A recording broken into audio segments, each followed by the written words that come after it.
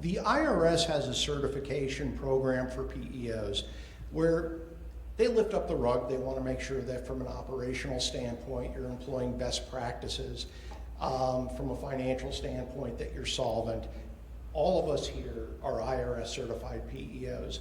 One of the benefits to joining or leaving an IRS-certified PEO is that there is no restart of federal taxes. So FICA taxes, so Social Security and Medicare, and federal unemployment taxes won't restart.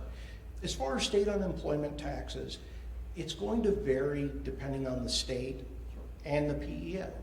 If it's a state where the PEO reports under the client's ID, generally there's no issue. They would just continue on with that.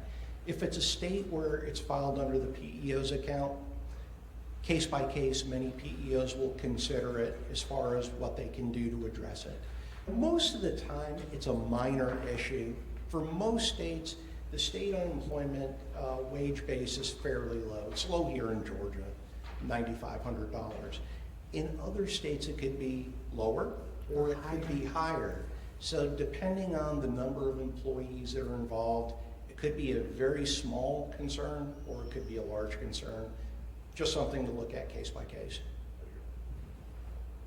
So these guys have hit taxes pretty hard. So I'll go into the importance of making sure that whoever your clients are working with, as long as they're a certified PEO in good standing, they're going to be fine. What is tricky is that there are groups that from time to time fall in and out of favor with their CPEO status. You can check that on the IRS website. From time to time, you'll see some news blast about it. I will not name the culprits just because I don't talk smack about the competition. But it's critical for the quality of care for your clients to make sure that they're working with the CPEO in good standing. Yeah, I'll just leave it at that.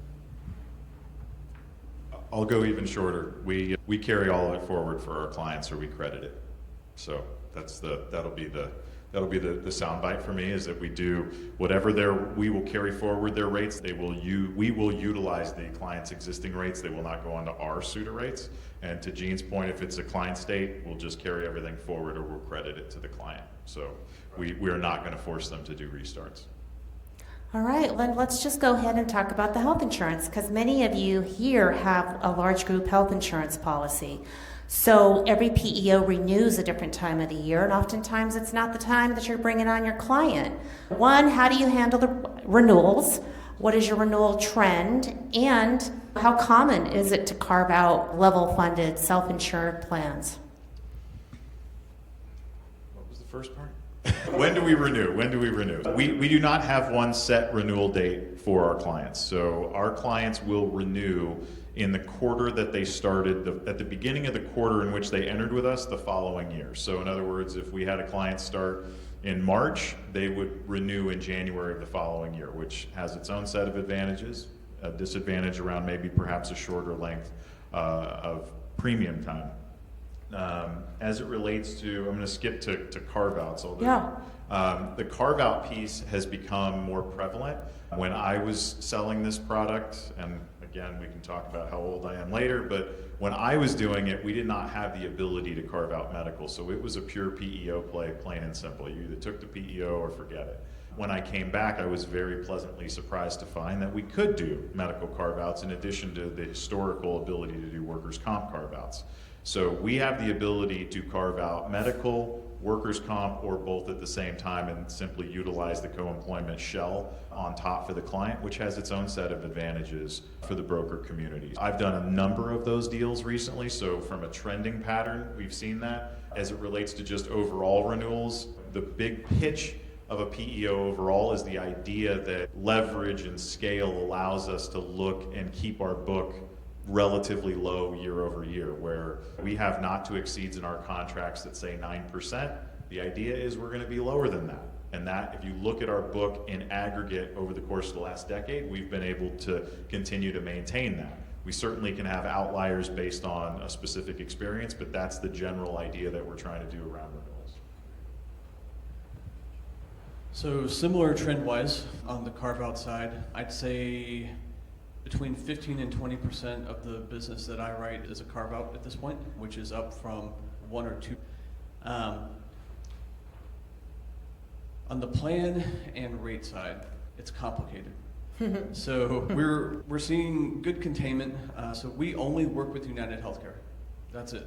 So it's a little bit easier for us to maintain control over our group. We're sitting at 3.8 for the past 10 years. That's composite. We saw lower in 2020, increasing in 2021, a spike in 22, and some leveling off in 2023. But we've also added diversity in plan. So we've added fertility benefits into our plan this year, and that has increased the total cost. It hasn't had an increase on the renewal numbers, but it has raised the total cost of the plan, and that's basically because everybody asked us to do it. So that's also a trend as well, just looking at what is and what is not covered in the plan offerings. What was the first one that you asked about? When do you renew? So renewal for us is rolling. If a client comes on with us in April, they're going to renew every April. If there is a critical issue, we can do a mid-year renewal, but I've got to use a lot of political capital to make that happen, and I really don't want to. It's 95% certainty that the month that they come in at is going to be their renewal year going forward, which means that we do a lot of business, probably 65 to 70% of our business in Q4 because everybody wants that January 1 renewal. Yeah. There's also a lot of upside to being on an off-cycle renewal. Our renewal is every January 1st, so it coincides with the renewals for many employer groups out there. Regarding what we've experienced, our renewal increase overall has been mid-single digits. Goes up some years, goes down a little bit, but it's been in the single digits. There is a lot of value for many companies using PEOs to the PEO's master policy. Frequently, the PEO renewals are more favorable than open market. And what that means is that delta continues to grow over the years, where maybe year one, the PEO is saving 2% of premium. But after renewal for year 2, that may jump to 10%. In year 3, it could go up further than that. With that being said, I would tell you that for our company, and the majority of our business is referred to us through insurance professionals, more than 50% of our clients, we're managing their plans. That's something that we've been accustomed to doing for many years. We will also, for deals that are not coming to us from insurance referral partners, it could be through PEO brokers, it could be through some of our direct salespeople, we will leverage our insurance partners to go to the open market, especially for level funded plans. I have brokered in a lot of level funded plans over the years. I'm a big fan of them.